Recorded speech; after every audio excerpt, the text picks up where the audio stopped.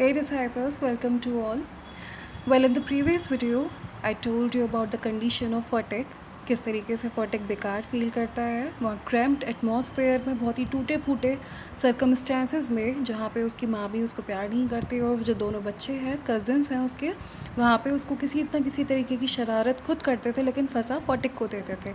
एक बहुत ही rude atmosphere में वो रह रहा था वहाँ पे, क्योंकि वो एक अनवेलकम्ड गेस्ट था।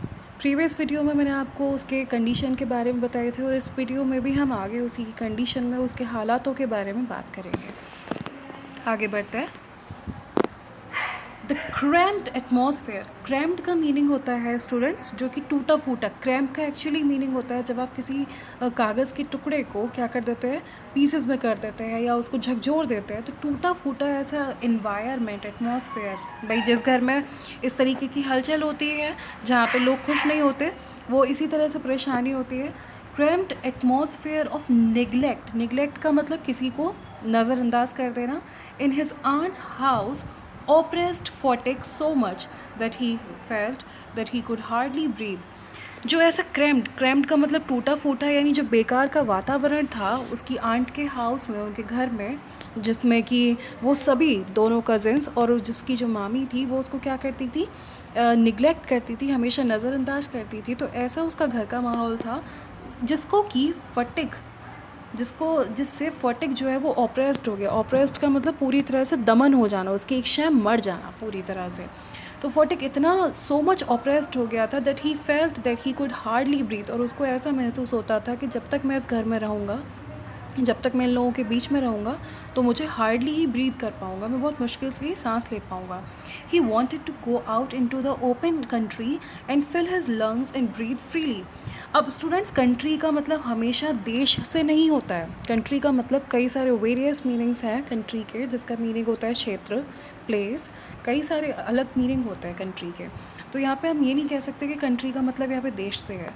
तो वो कहता है he wanted to go out, वो कहाँ जाना चाहता था फटिक, बाहर जाना चाहता था, इन द ओपन कंट्री, एक ऐसे खुले हुए क्षेत्र में जाना चाहता था, एंड फिल हिज लंग्स, और अपने फेफड़ों को यानी लंग्स को भरना चाहता था शुद्ध हवा से, एंड ब्रीथ फ्रीली, और खुलकर सांस लेना चाहता था। क्योंकि भाई ऐसे एटमॉस्फेयर में जहाँ पे आप ना तो कमाने वाले हैं, जिससे कि घर से बाहर निकल के अपना कुछ खा सकते हैं, पी सकते हैं, रहना आपको वहीं पर है, और ऐसे बंधे हुए माहौल में आप कितना गंदा फील करते हैं, जहाँ पे कोई प्यार नहीं है, कोई अपनापन नहीं है। ऐसे ही फटिक वहाँ पर फील करता है अपने लंग्स को, वो फ्री सांस लेना चाहता है, भरना चाहता है हवा से, और वो खुले वातावरण में जाना चाहता है।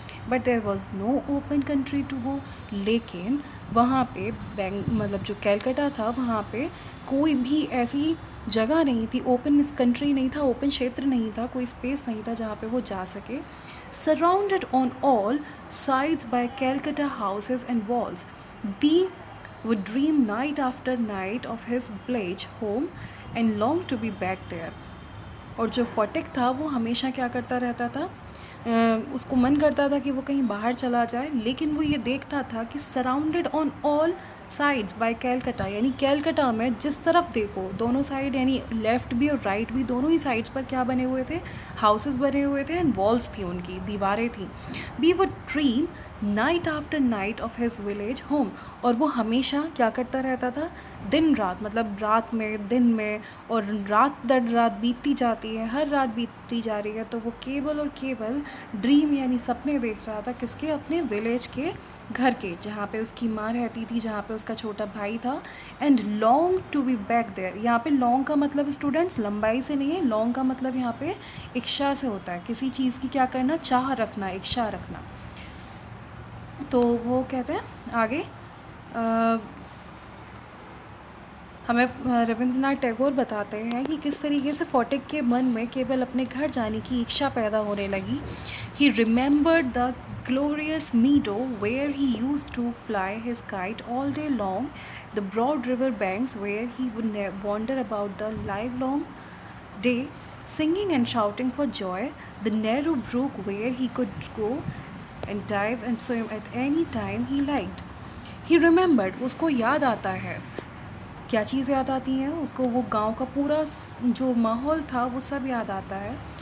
He remember the glorious meadow, glorious मतलब शानदार, और मीडो का मतलब आप सबको पता है ऐसी जगह चारागाह जिसको कहते हैं, जहाँ पे जो पशु है वो क्या करने आते हैं, चरने के लिए आते हैं, यानी घास खाने के लिए आते हैं।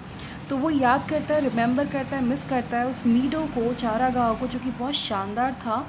Where he use to fly his kite all day long, जहाँ पर वो अपनी पतंगों को बहुत आराम से कभी भी, जब भी वो मन चाहे उसका, वो क्या करता था, ही यूज़ टू फ्लाई यानी उड़ाना पसंद करता था। द ब्रॉड रिवर बैंक्स, यानी चौड़े चौड़े वो जो नदी के जो किनारे थे, रिवर बैंक्स थे, where he would wander about the livelong day singing and shouting for joy, जहाँ पर वो हंसता खेलता, शाउट करता, चीखता चिल्लाता गाता हुआ वो पूरे दिन जॉय में, मजाक में, मस्ती करता था। द नैरो ब्रूक, ब्रूक मतलब धाराओं को बोलते हैं, जो पानी की धाराएं जाती हैं, या फिर यहाँ पे हम कह सकते हैं नहर। तो द नैरो ब्रूक, वो छोटी छोटी जो नहरें होती थी, वेयर ही कुड गो, जहाँ पर वो जाता था, जा सकता था। एंड डाइव, डाइव का मतलब होता है छलांग लगाना, डाइव का मतलब होता है छलांग लगाना, कि जहाँ पर वो छलांग लगा सकता था। And swim at any time he like, और क्या कर सकता था, स्विम कर सकता था जब भी, जिस समय भी वो चाहे। तो इस तरीके से उसको वो ये सारी की सारी जो बातें हैं वो सब क्या हो जाती हैं, याद आती चली जाती हैं। वो उस घर को, उस सराउंडिंग को बहुत मिस करता है, अपने विलेज के दिनों को वो बहुत याद करता है। देखिए कितना गंदा माहौल क्रिएट कर दिया वहाँ पर, कि उसको वो सारी की सारी बातें याद आती हैं, अपने विलेज को वो बहुत मिस करता है, जहाँ से वो इतने एक्साइटमेंट में अपने मामा जी के साथ वहाँ पर जाने के लिए उत्सुक था, क्योंकि उसको उस समय वो घर अच्छा नहीं लग रहा था। लेकिन आज इस तरीके के सर्कमस्टेंसेस पैदा हो गए कि उसको वहाँ पर जाने का मन कराया। आगे बढ़ते हैं। दिन रात वो इसी तरह से सोचता रहता था, सोचता ही रहता था। ही thought of his band of boy companions over whom he was despot, and above all, the memory of that tyrant mother of his who had such a prejudice against him occupied him day and night.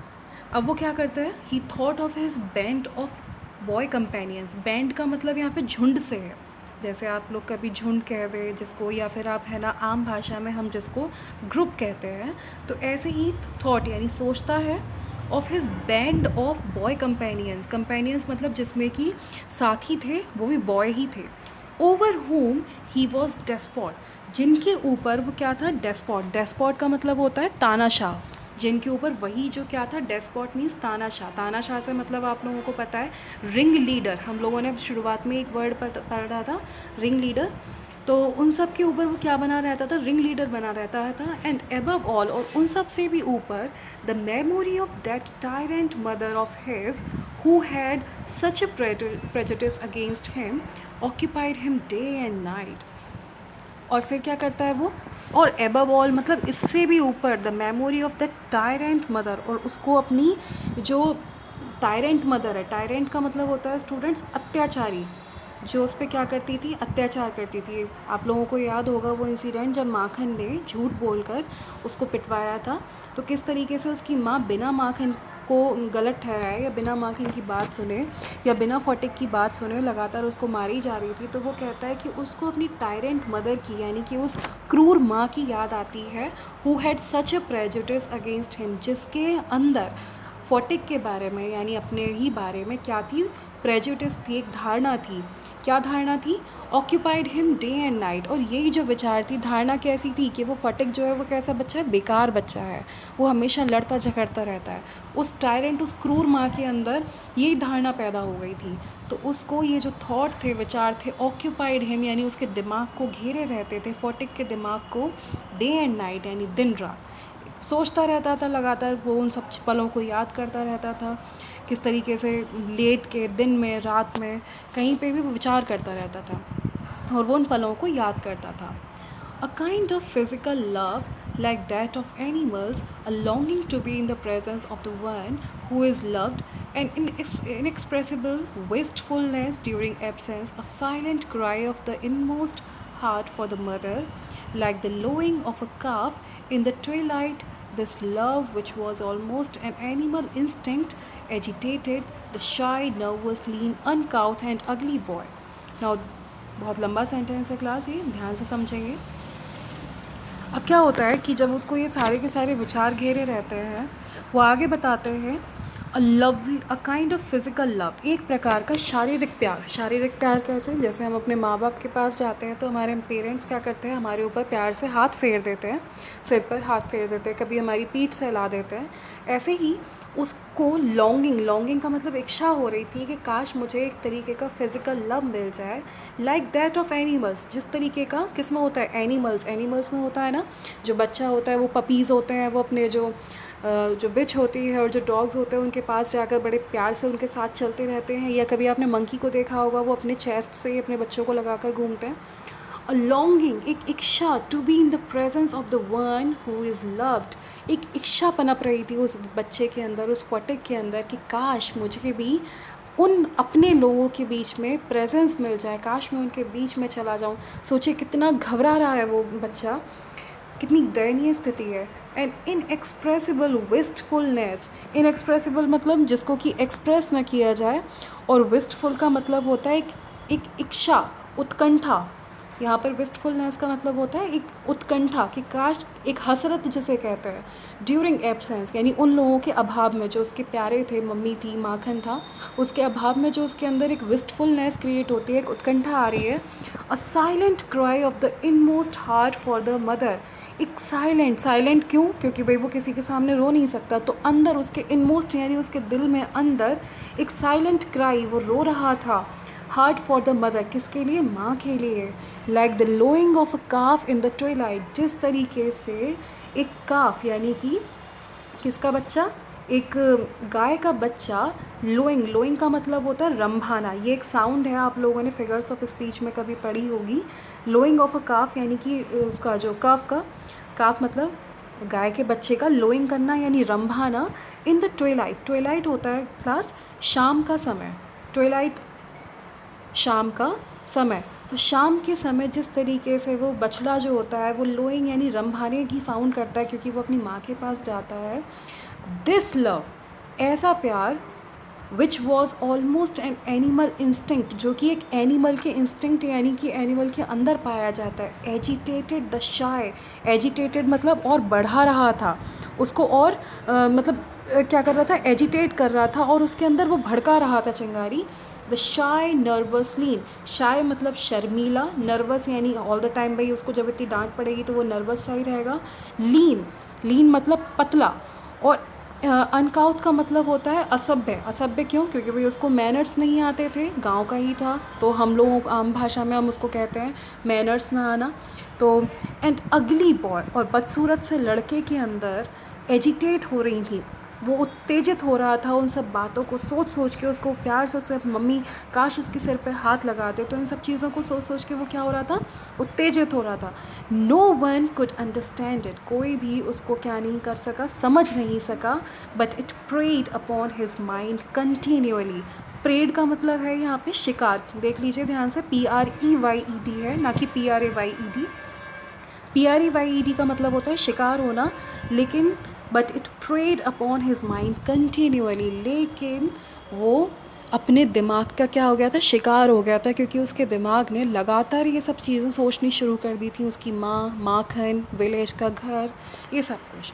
तो बहुत ही, कई बार तो उसकी मामी जिस तरीके से है ना भिड़ा देना कहते हैं हम आम भाषा में, मामा जी से वो कई तरीके की शिकायतें लगा देती थी, तो डांट पड़ती थी उन सबको। तो बहुत दिक्कतों के साथ उसने फोर्टिक ने अपना वो समय वहाँ पर गुजारा। अंत उसका और गंदा होता है, आगे हम अगली वीडियो में समझेंगे। Thank you.